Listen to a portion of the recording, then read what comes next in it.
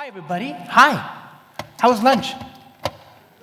Okay, good. Look, we're going to do the only thing. This is the only time you're going to see me do something just in time today, in this hour, okay? I'm gonna change my shirt right now, okay? Just for this one special episode. Now, everything else with GraalVM, it's not just in time, is it? Yeah, no, we do stuff ahead of time typically. Ahead of time, exactly. But for this presentation here, Josh, yes, I'm glad There you go. you're wearing proudly a GraalVM t-shirt. Yay. Okay, good. Now, watch this. This is easy. I'm a professional. Get that on in less than 5 weeks. There you go. Can you hear me? Almost. Almost there, huh? Almost there, exactly. Less than 5 weeks. Thank you. Oh, so good. Thank you, my friend. Okay, so the rest of it will be ahead of time. We're actually prepared. Yeah, and you also have some AI content, which is this picture here. Oh, yeah. Which will, because we heard everything needs to be AI nowadays, so right.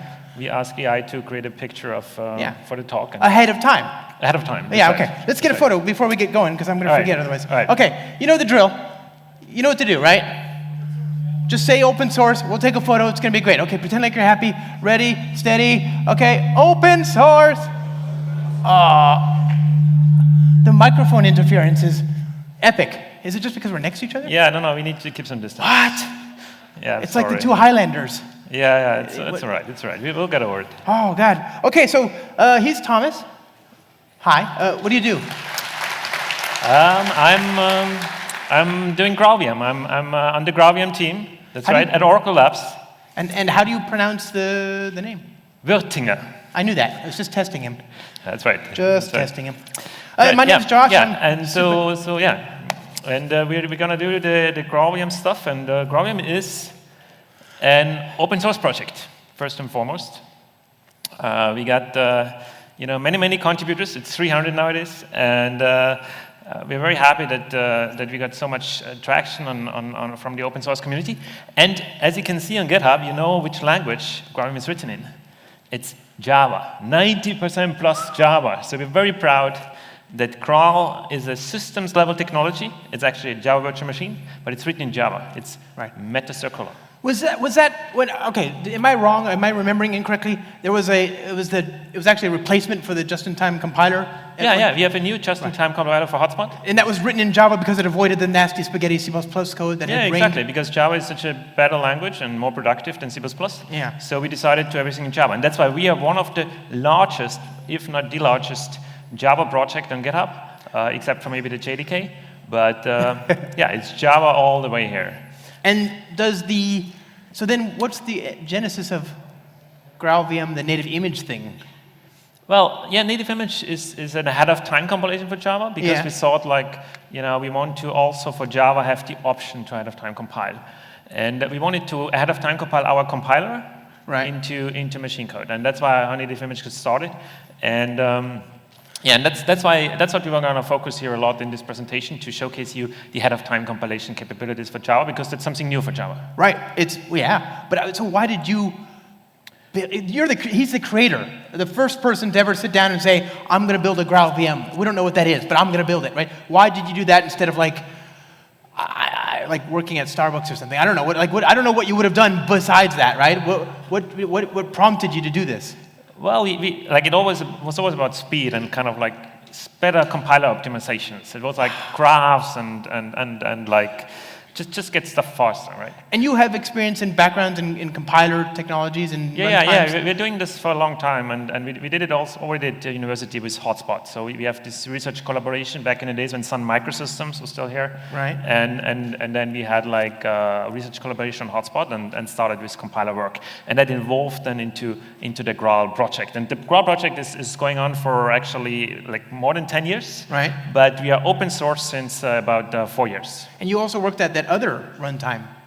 Yeah, the other one. The other one, the Hotspot runtime. For the other. Yeah, from the other company as well. So before that, I worked at Google at the V8 runtime and the JavaScript runtime. JavaScript is to Java as car is to carpet. No, wait, that doesn't make any sense. Anyway, Java is to JavaScript as car is to carpet. Yeah, something like that. But, yeah. but when I applied for the internship, I didn't realize Right. that, and that's how I ended up at the VA team in Google. Yeah. Okay, cool. But that's part of what inspired GraalVM to be multilingual, which we're also going to demo here today. Yeah. But let's just get forward because we have a lot of Onward, upward. Yeah. So in terms of GraalVM, it's a JDK. It's something for Java. Like Josh said, I also need to talk about licensing of GraalVM because there's different editions. Now let's bother you with some boring licensing stuff. But yeah, so GraalVM has an Oracle GraalVM edition, which we recommend as a default, and it's built on the Oracle JDK, and it has the same kind of license, which is that it's actually free to use, including production use. So this is why we're going to demo today here also with the Oracle JDK that you can get, obviously Oracle GraalVM that you can get from SDK-man. What are the exceptions to?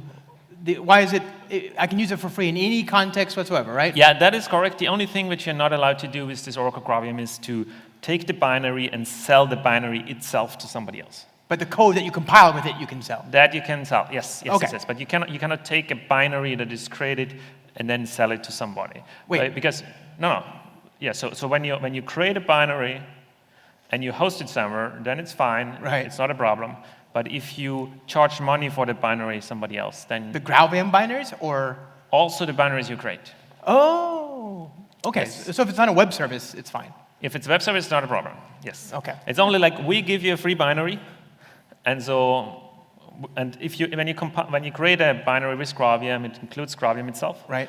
And if you are allowed to give this binary for free somebody else, but if you then charge something for it, then that's not allowed. Okay. But if it's a hosted thing that it's in if your the data hosted center, thing, it's not a problem. it's free and you can do whatever you want. Yes. Okay. Correct. And if any of that is an issue, which for 99% of these cases out there, there's a community. If any of that's an issue, and it shouldn't be for 99% of the issue, for the Yeah, 99% it shouldn't of be the for situations. almost any of the situations. There is a community edition, which is on an open source license. It's a GPL with GASPAS exception. And GraalVM is a multi-vendor system, which means you're not even bound to Oracle as a vendor. There are GraalVM distributions from Red Hat and from Bellsoft. And where do you work? I work at Oracle. Oracle. So he's reminding you, you're not bound to. Yes, to you're not. Oracle. When you use GraalVM technology, you're not like forced to use our build. Of course, we like you to use our build, but there's others, and we work very well together with Red Hat and Bellsoft in the community to make sure that also others can build GraalVM and can have a distribution. Seems super reasonable to me, man. Yeah. So, and in general, GraalVM, when you download it, and you will see it in a moment, you get a JIT, and you get native image, and you get both capabilities. And let's just go now to the demo. Okay. Oh, yeah. So Okay. I will drive the first part of the demo and hope I can do it on Josh's laptop. Okay. I would pay money to watch this. Okay, here we go. All right, let's see. So you're normally a Linux person, aren't you? I'm a Linux person. Ah. Yes, that's right. I don't know what operating system you have in here. It's well, we can run just a Docker similar image. to Linux, I guess, right? So, Can you all see that from the back, by the way? Should we make the font bigger? Bigger? Make it Command plus. a little bit bigger. One more. Yes. There we go. That should be good. All right, cool. Yes, so GraalVM is a Java distribution, and it's a full Java distribution, including JIT compiler. And you can see this also because you can install it from SDK-man. So if you do SDK-man list Java, you will actually get different Java distributions, here Corretto, here Gluon, and then you get Oracle GraalVM as a Java distribution. As you can see, Josh is a big fan. He has many GraalVM versions installed here. And so here we're gonna essentially take Escape. escape this one, yeah. Oh God. Cool. There you go. Cool. Yes, thank you. Oh, we got here a GraalVM version installed with SDK-man, and you can say like, well, it's GraalVM 24.0.1. And I have here an example Spring Boot application that I packaged with Maven, and I can do Maven Java -jar target / and then I'll do my Spring Boot application, and it starts Spring Boot, and this is my app. Right, great. No, and this here, is just a stock standard reactive stock standard web. Spring app, just standard Spring app. And it says here it started in 600 milliseconds, but this is just starting the app, and we won't actually benchmark the app correctly, which means we want to make sure we measure just when the app serves a full request. And we want to also get a view from the operating system perspective, not just from the Java perspective. And for this, I created a little script that does a bit of a shell magic, which is called start.sh. And this script essentially starts the app, and it then curls until the first successful request with request code 200 comes back. And then it gives operating system statistics on the process, and then it kills the process. And the operating system statistics we're going to get from the process is the memory the process consumes on the computer and the CPU time the process consumes on the computer. And so if I now start this type of script here, then we will see actually that for serving one request in JVM mode, we are taking 3.5 seconds of CPU time, because a lot of the things are running in different cores. So it's not the walk log time, here's the CPU time, total cost of running this.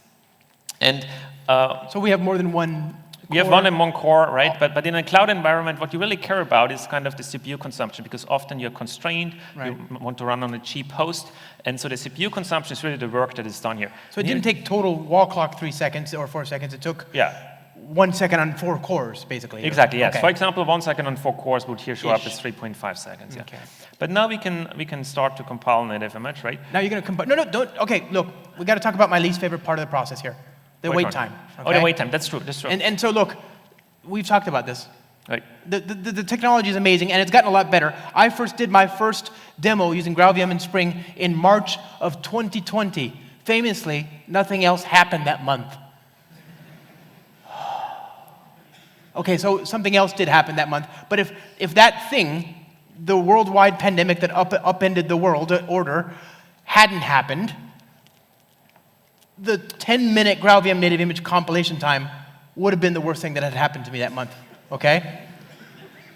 Was not great. And you and your amazing team have done so much great work, and it's now super, super fast, but it's still not as fast as regular compilation. And frankly, I get bored. I get bored very easily waiting for this. So for years, I've been looking for a way to go faster. I get bored, and I'm reminded of this XKCD cartoon, right? Anybody here remember this? The XKCD cartoon, the #1 program excuse for legitimately slacking off? My code is compiling. Here these two idiots are on their chairs goofing around, and the boss says, get back to work, compiling. Oh, carry on. I thought this was for the C++ people. I didn't know it was for us, right? This is a weird time to be alive. And so I get really bored. So eventually, I went to the GraalVM team and I said, I would like to hear music, like when I'm in an elevator.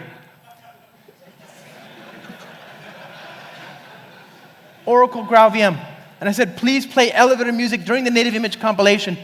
And I said, I already hear elevator music in my head while I do these long-running compilations. I'd just like everybody else to hear it too.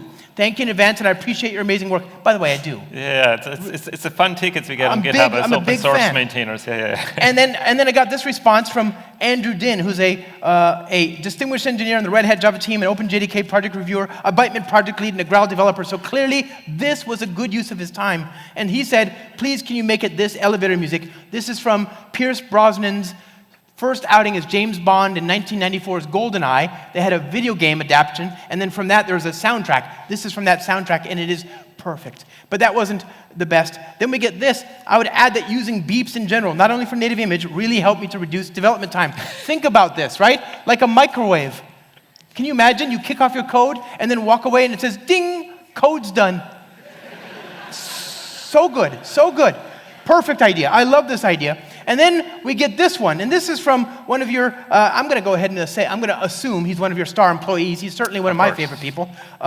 This is Dr. Fabio Niephaus, a researcher on the GraalVM team at Oracle Labs, previously at these other companies, but really just one of my all-time favorite doctors, along with Doctor Who, Strange, Sire, Subramaniam, Devolder, Pollock, and Seuss. And he said, thank you for your feature request, Josh. The problem with playing music during the compilation process is that it's just fixing the symptoms, and we've been and are still working on the cause, making GraalVM native images more efficient in terms of time, memory, and CPU consumption.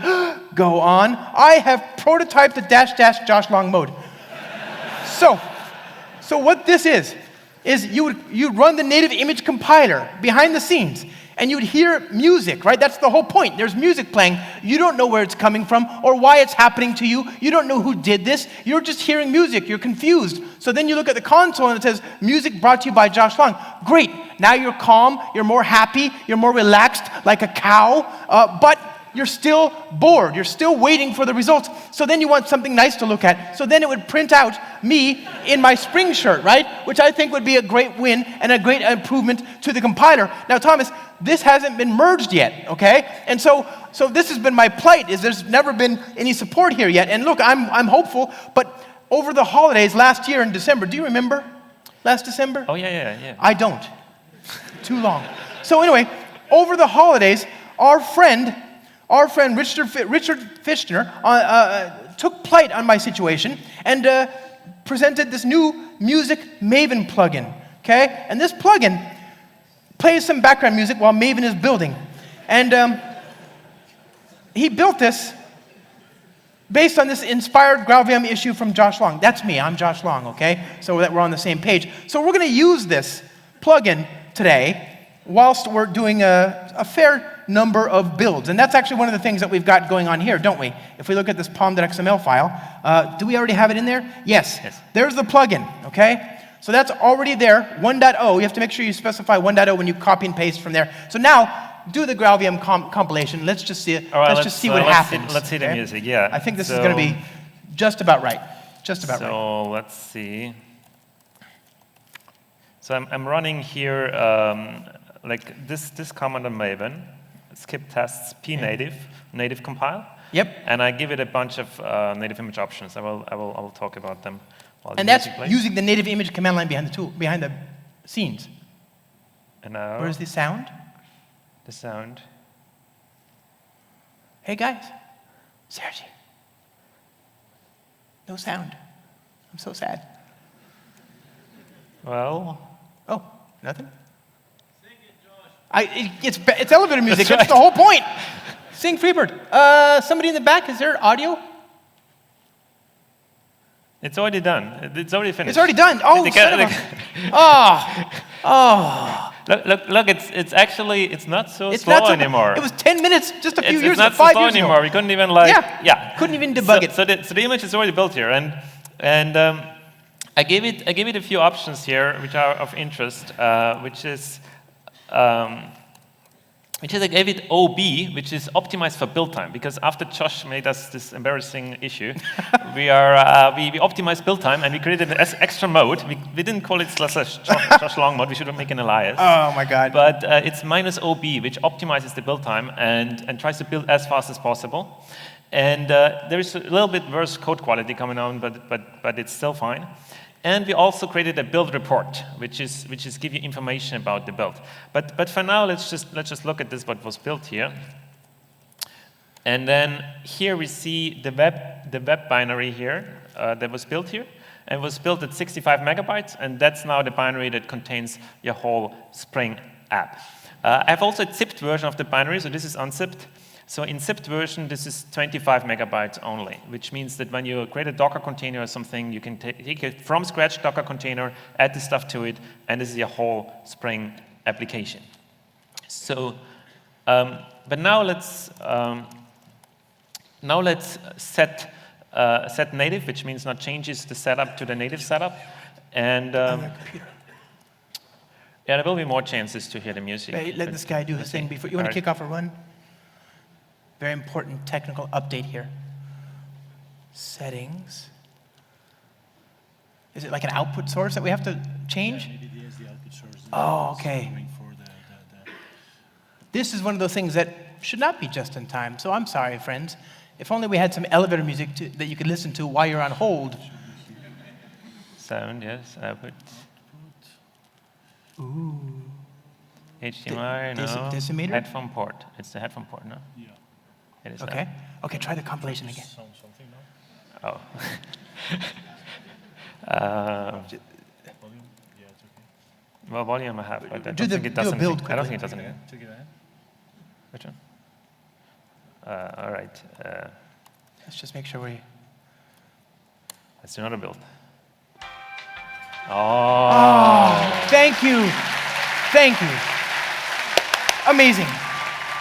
Oh yes, and as you can see here, we use the OB option to get the build faster, so you don't need to listen to the music too long. And then you also get the emit build report option, which gives you a report of the build as an HTML file. We're going to look at this in a second. And I'm enabling SBOM support, which means that the SBOM of the application will be included in the image. Oh, it's already done. Too quick. It's too quick. I need a longer build. We need a longer build. Okay. Next feature request and get up. All right. So let's just look at the build report for a second. Let's open this in the browser. So the build report is an HTML file. It's self-contained. You can just open it in the browser, and it gives you all the details of how that application was built, the versions, etc., the size, which is the code area, and the image heap. Because when a native image starts up, it starts up with an initial Java heap. So everything's initialized already. And here it's about 50-50, so we got about 30 megabyte of code and 30 megabyte of images, of image heap. And what it also includes here is the code area. We can check out how much code is in each section here. So we can check, for example, how much code is used for checks and data bind. That's a lot. Yeah. So it's about 5% of the image size here. And so here you can kind of explore the image. You can also explore what kind of resources went into the image. So you can see like the Spring factories or other files that would come with your application, because all of them are included in that executable file. And finally, you can look at the SBOM, which shows all the versions of the libraries that were included in the image. This type of SBOM, you can also query the image on later. So if you have a produced image, you can query it with native image inspect and get what is in that package. Because native image, in the end, is a deployment tool. It packages your application together, and then it runs that application without any JVM or anything like that. All right, but let's now go back here to our benchmark. We remember from before, JVM was about 3 seconds. 3 seconds for how many requests? That was just one. We can just run it again here. Okay. It was just one request here. So it's just handling one request, and it takes 3.6 seconds of CPU time. Now, if I do source set native here. And what is that doing if you cat it? So source set native. So this is just setting the executable, the command to target web, okay. Right? And if I cat so the native set binary. JVM, yeah, exactly. That's the JVM, because that's the two different commands we're using. Either we're starting a Java virtual machine with the jar file, which is the traditional way to run Java with JIT compilation, or we're starting just the executable that was created with the binary, right? So I have it now in set native, and now I can do start here. And we see actually that this is 0.03 seconds of GPU time to serve one request. That's only 30 milliseconds compared to 3 seconds, which means the speed up is not 2x, it's not 10x, it's 100x. So you use this native image here for the Spring app, you use 100 times less CPU time to serve the first request. You're also using less memory. Here's memory is about 58 megabytes, and here the memory is 500 megabytes. All right, so that's about 10x RAM reduction. Yeah, 10x RAM reduction on top of that, right? And you got to listen to good music, so it's yeah, exactly. But all around win. I mean, that's fine, but what about putting some load on the app? Because an app doesn't serve just one request. Here, let's put 100,000 requests on the app, right? And now I'm running here load with 100,000 requests. And 100,000 requests is served with 170 megabyte of RAM and only 3.7 seconds of CPU time. If I now source here the JVM, and I do the same load script, then it actually takes 10 seconds of CPU time and a gigabyte of RAM. So, So which means that even native image is not just for startup and not just for your first few milliseconds. It's actually, even if your application serves here 100,000 requests, you're saving a lot in terms of CPU time, in terms of cloud resources, and in the end also in terms of energy. That's because it's the just-in-time compiler that you would get when you've sufficiently warmed up a JVM program hasn't kicked in on the JVM version yet in those first few 100,000 requests. But what if I went to the moon? What if I did a lot more requests? Where would I land on that? I mean, let's check out now. I have a large load application here now, which has 1 million requests. So here, let's run that one. So we're going to do the JVM right now, right? That's a JVM. Yes, the JVM is 1 million requests. Okay. That's already takes some time. You also need to elevate the music. We do. This is awkward. But by the way, that plugin My friend Mahmoud from So it's Spotify. 35 seconds. 35 seconds. That plugin, my friend Mahmoud from Spotify is building an extension to that plugin that'll use your Spotify playlist, which is going to be fantastic. Okay, Yeah, 35 so seconds. 35 seconds of CPU time was that, and the memory was about a gigabyte again. And here now we are native. We have 37 seconds. So at 1 million requests, now suddenly native takes a little bit more CPU time. The memory is still about 7 times smaller, only 130 megabytes. But remember, we were actually compiling the native binary here without any optimizations. We were doing like OB, which is like not applying any compiler optimizations.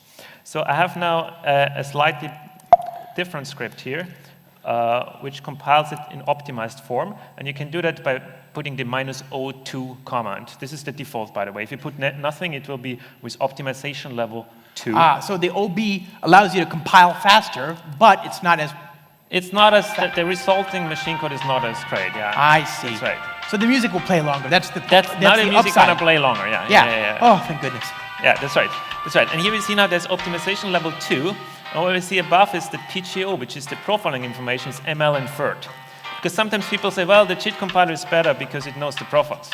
But thankfully nowadays we have AI and machine learning to actually create profiles based on the app's structure. And this is what we have on by default here. And this means even though we have no profiles, we are guessing the profile from the application. That's right. So glorious. Yeah. So look at that. See that RAM? So this is a fixed percentage of the RAM that we have in the machine, right? Yeah, it's 26 gigabyte here. If you go up here, right, so right here, this is, where was it? Oh, yeah, right here. This is a fixed percentage of the total RAM in my system, so it's 20% of 128 gigs. This is 1 slack of RAM, okay? That's right. 1 slack instance. Oh, you can zoom back out here. I'm sorry. That must be weird. That's right, okay, that's right. Yeah, so now that the image is finished, now what's happening is that the image is a little bit bigger. So here we have now 87 megabytes because it has more machine code in it. It has more optimizations in it. But now I can again do I can run the large load. Wow. The startup also gets a little bit better with these optimizations. 10 even. milliseconds. Yeah. It shaves off a little bit more of the startup as well. Because there we just do more compiler optimizations and create better structures in machine code. And and here suddenly, with that, we are already better, even at 1 million requests, than the cheat compiler. And the RAM, what was the other one before? The RAM is the same. Same number of RAM. Same amount of RAM, but now we are even lower in terms of CPU time. And you can top this even. You can get another 10% here if you do your own profiles, but we're going to skip that for now here. So because this is super good. Yeah. Sounds too good to be true. Are there any issues? Well, yeah. With native image, there are some issues which you're going to showcase. Anything you should know, right? So basically, it works, I would say, for a Spring app, you're going to be fine most of the time. But on occasion, you'll bump into a little bump in the road, and those bumps in the road are not insurmountable most of the time. They're just bumps in the road, and if you know what you're doing, it's easy to get around. So I'm going to take a Spring app here. I'm going to build something very, very quickly and kind of showcase a few things that will maybe surprise you, okay? Yeah, because for native image to work properly, we need to do a closed world analysis, and this means we cannot allow arbitrary reflection. Because arbitrary reflection would open the whole app to be accessible, and we want to reduce the app size. So this is why in the native image, we are restricting this reflection to only the aspects that are registered ahead of time. Okay. This is inconvenient. It's also a security benefit, however, right? Because a lot of security vulnerabilities in applications are arising from unwanted or unexpected reflection, or unexpected deserialization, for example. And with native image, this cannot happen because it has to be actually, it has to be registered, right? And you will, like Josh will now showcase an example of such a reflection case. And I'll do the message as well at the same time. And typically, for most of the things on the Spring framework itself is registering objects and components and classes that it knows will need reflection. But there can be exceptions where the Spring framework doesn't know that you are using reflection on something. And Josh shows here an example on how to manually register that if you need it. Yeah, you're doing really faster than... So that's good. I've got 2 examples here, yeah? Perfect. I've got 2 examples. One, I'm going to print out the contents of a message which is loaded from the class path, right? That message I've got on the class path, and on the JVM, there is a class path, but when you compile this native binary, that class path disappears, and so you have to remind GraalVM, hey, I intend to load a thing from what would have been a class path, please don't throw it away in the name of optimization, I need that to be there. So it can be tricked or coerced or reminded to compile it with a sort of shim that makes it do that work. The other thing you have to do is you have to tell it not to delete the reflective metadata that would otherwise be in the heap on the JVM, so that when you do things like reflection, as I need to do in order to get a JSON version of this object, it reminds it to keep that as well. So here's the JVM program, here's the JRE, right? And it says, both things are working just fine. But now, if I tried to do that in the GraalVM world, right, both of these would fail. So let's try this out first. Let's change the option on GraalVM to show that also in Maven, because you want to do the OB option, so you don't listen. Waste. Oh yes, and also the Maven plugin, the most important Maven. Yeah. Plugin. There's a Maven plugin for GraalVM. Right. This plugin, you silly man. Right. Yeah. That one we also need. Yeah, I agree. That was an oversight. But and now. Yeah, but on the configuration of the Graal Maven plugin, you can get build arguments here. Build args, it's called. God. Build args, I think. On. First build args. Easy. Vim motions, by the way. Okay, here we go. All right, build args, perfect. And a build arg, and minus OB. Like 0B? Yes. Yeah, okay. Not 0. O as in. Okay, sweet. Okay, so we're going to run this compilation, and this program, if we've done it, I mean, it'll fail, right? Like as we expect. So MVN skip test. And by the way, it's easy. I just had to choose native image on the start.spring.io. And what did that add? It wasn't all that much. All it added was this plugin itself, right? That's right. Right. It's fine. Let it do its thing. That's right. And this is just, I mean, typically Spring registered this stuff for you. But this is a case where you're doing something manual that Spring would not recognize. And let's see. So we're going to fix both of these here pretty quickly. I just want to see it fail, and then we'll fix them both in one fell swoop. That's good. Okay, good. So there we go, 26 seconds. Go here, start that up, fine, right? So we've got, you didn't see both of them fail. Okay, no serializer, which means that there's no reflective metadata for the class, so it's coming back empty. And we don't even see the fact that the message doesn't work, but just take our word for it. Yeah. So how do you fix things like reflection? Well, this is a very common case. So there's actually this very convenient annotation, register for reflective binding. And here I can just say cat.class, right? That'll fix that. For other things like loading resources, like JNI, like serialization, like JDK proxies, again, all of this is what we need to do is to write configuration files, and those files already exist on the class path, right? Here's an example from Apache Tomcat in the native, the meta-inf native image, group ID, artifact ID, and then a bunch of config files. Ideally, those files would be in the library that you're using, and everything will be fine. If they're not in the library, where do people go? Well, yeah, I mean, there's a way actually when you use the GraalVM build tools that we have a predefined metadata repository on GitHub. Right. You can open it on GitHub here to show it. Oracle just metadata repo, yes. GitHub Repository. GitHub and GitHub. Oracle, GraalVM. Oh, it's out there. Here we go. Yes, here we go. Very good. Good. So this is a repo that's crowdsourced from the community, and here you can go into metadata, and you will see a lot of libraries have some data in there. So if you're using a strange library or a library that's not kind of prepared for you for native image from or an Spring older team, one from the Spring team, then you can actually look there, and if you're using the native build tools from GraalVM, those configurations will be picked up automatically. Right. So basically, if I was using Tomcat, Tomcat provides the config, I'm good. If I'm using an old version of Tomcat, or a library that isn't already prepared, then maybe somebody in the community has put in that repository. Right. Otherwise, Spring will, for our projects where we do things in Spring Boot and Spring Data, Spring Security, we've got integrations there. But above and beyond that, on the rare case where you do something like, I don't know how often I do this. I don't inject the object mapper and then explicitly do reflection. It's a very weird thing to do. Most of the time, I might return an object from a controller, and that's fine. And this is maybe a little bit more common, but even that, not that common at all. So there is a way to fix it. The first way to fix it is to have this type, this annotation for the reflection. For the resource, you can create a runtime hints registrar. Okay, so I'll go over here, static class, my hints, implements runtime hints registrar, and then implement the methods, okay?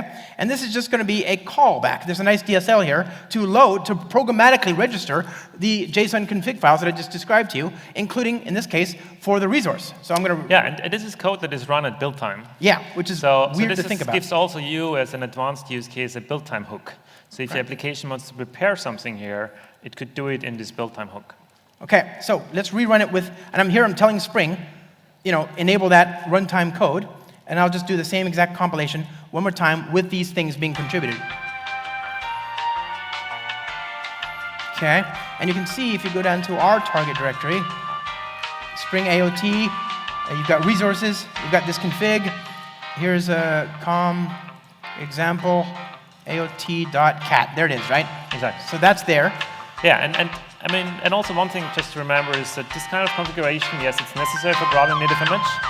It also improves the security posture of your application because you have less attack surface, because you have less possible reflection paths in your application that could be taken. There you go.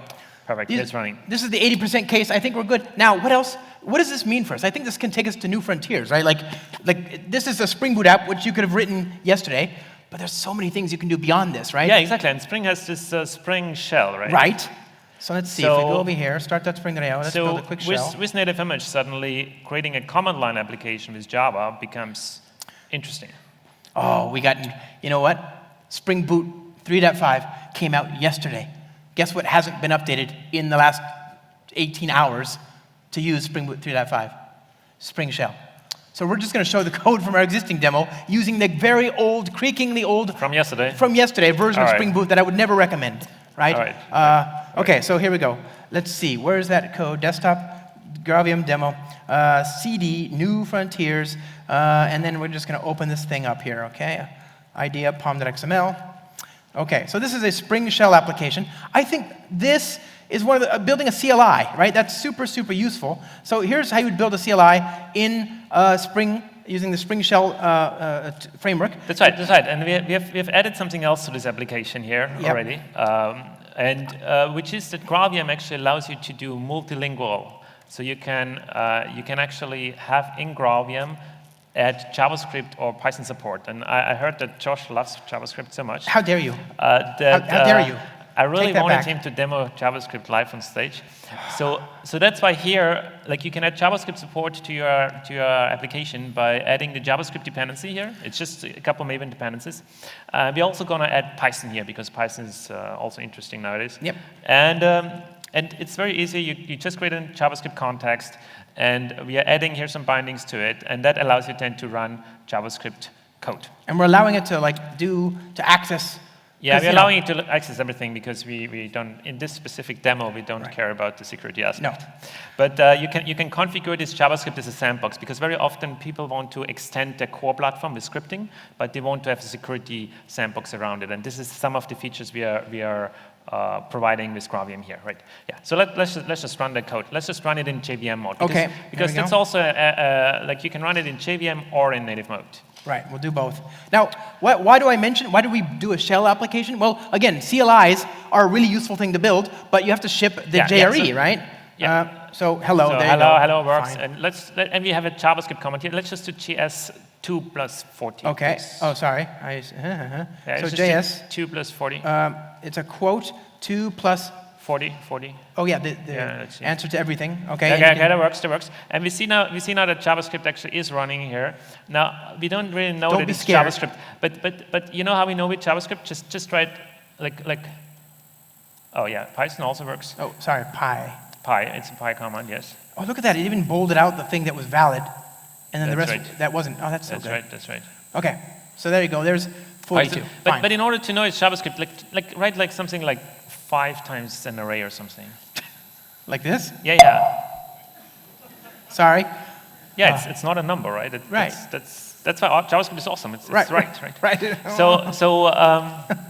Yeah, no, and we can also access variables here. So we put a variable from outside into this, which is, Python is a little bit, that makes a lot of sense also. Yeah, very cool. Sure. I see you're showing off your Python skills. Yes. Perfect. Okay. Perfect. Yeah. You just want to get away from the JavaScript conversation. Anything. Yeah, that's right. Okay. So there's actually a variable here, right? We created a context. Yeah. There's a context variable put into the JavaScript context. Which has the and Spring which is application X. context. Yeah, the Spring application context. So now I can say get bean, and did we create a bean that was registered? Oh yes, we did. We created a bean over here called my secure sensitive service. That's right. And so we're going to say. Yeah, you need to do pi and again the parentheses. Yes. P-Y-X, lowercase. You need the double parentheses here. Thank you. Double quotes. Yes, double quotes. Yes. Okay. Dot, and then what is the? It's called get secret. Get secret. Okay. Yeah. And that should do something. There you go. Yeah, exactly. So you can actually make part of your app also accessible, but you can constrain it as well. But I think you had something to list all the beans or something, right? Oh yeah, does that work? We'll get bean definition names. Yeah. Okay. So get bean definition names. Bean definition names. Stand back. I'm going to try Spring's definition name. Yes. Yeah, that looks about right. Perfect. Okay. So here we go, and now you can do it in Python with your awesome Python skills. Let's see if we can do it. Yes, very good. Well, there you go. Perfect. Now it's mad at you. Okay. Look. Okay. Yes. So we're embedding through Truffle the Polyglot VM or JavaScript. Yes. Right. Talking to Spring from a Java program. Yes. So GraalVM. Yes, it's all GraalVM, and we love all languages. Okay. Even JavaScript, but yeah, you gotta be fair, But this is the part I'm But this allows you now to actually use Python code, and not just Python code, also Python libraries. So if you have a Python plotting library, for example, or a Python machine learning library that you really want to embed into your Java Spring applications, you can do that now. You can actually specify the dependencies to Python modules now via the Maven XML. So in Maven XML, you have an extra section where you just specify your dependencies on Python modules, and it will create the right Python environment for you. You can also do a native image build with that, because if you now build a native image with that, the Python runtime and the JavaScript runtime will both be automatically included in the image. You're a sick man. So, this is going to take a long time, by the way, so buckle up. We are. Yeah. So this is going to be a big image, because remember, this is not only Java now running. It also has a full JavaScript runtime in it and a full Python runtime in it. We've got to be a little bit more expeditious with our time, so let's move on to another demo in the meantime. Yes, because we also can do WebAssembly. Which is a thing you would think we'd start with, but no. No, save that for last. WebAssembly, we have in GraalVM recently introduced a WebAssembly backend that allows you to create as a target not just a binary that runs on your native computer, but it can also create as a target a WebAssembly program. So this is using early access. Yeah, this is using the latest early access build on 25. So I've got the Java source code, right? I get rid of .class, get rid of the wasm stuff, rm main dot. What is JavaScript? What? I love that. Okay, so here we go. So that's what I've got left. Okay. So I'm going to do java main.java. Compile to Java. Okay. Now I've got a class file. And I can run this native image compiler like this. Just copy and paste that. Yes, and you with tool SVM Wasm, you're enabling the Wasm backend. And this is going to run now a second. Yeah, your computer is going to sweat now. Yep. Oh, actually, it's already finished because Wasm target is faster. Right. So in 6 seconds, we are now creating the WASI file. Now, this is WebAssembly, right? WebAssembly, yes. Okay, so there's the weird JavaScript code, okay? And now I just do node main.js. Hello world, right? Yes, so here we go. It sounds great. Any limitations? I know you can't do network I/O Well, at the you moment. cannot do network yet. This is in the early stages. This is an early prototype, experimental. But we are starting to work with the WebAssembly community to make sure that this Wasm backend for native image suits their use cases. And this just shows another interesting path that you can take when you compile a Java application with the native image tool. You can go to native, or you can go to WebAssembly. So here we are back in the shell. You're back in the shell, yes. Hello. So maybe the size of the binary, just to... Oh, yeah, hold on. Hello, JS, 2 plus 2. Yes. There it is down there. Yes. You can't really see it. It's 4. Yes, it's 4, yes. So that's working, but you got to realize this is not, I mean, let me see, shell, 260 megabytes, yes. 260 megs of RAM. Yes. No, RAM, not RAM, disk. Okay, so it's a lot. Yeah, but that includes a JavaScript runtime and a Python runtime. Yeah, and the JVM, or what's needed. Okay, super cool. But again, we just showed you using Python. We just showed you that you can do WebAssembly. One of the things I quite like is, again, the applicability. Some more AI content, yes. Yeah, like, have you seen this Llama 3 project? Anybody out there? Llama 3 is a single file source code translation of llama3.c, which in turn, oh my goodness, I have to do this. Hold, don't worry, it's going to be fine. Don't show the password. I would never. All right. Authorize. Okay, so it just git cloned a Git repository. That's this one right here. Okay, it's the Llama 3 source code repository, and now it's compiling that single. And remember, it's just a single Java source code file.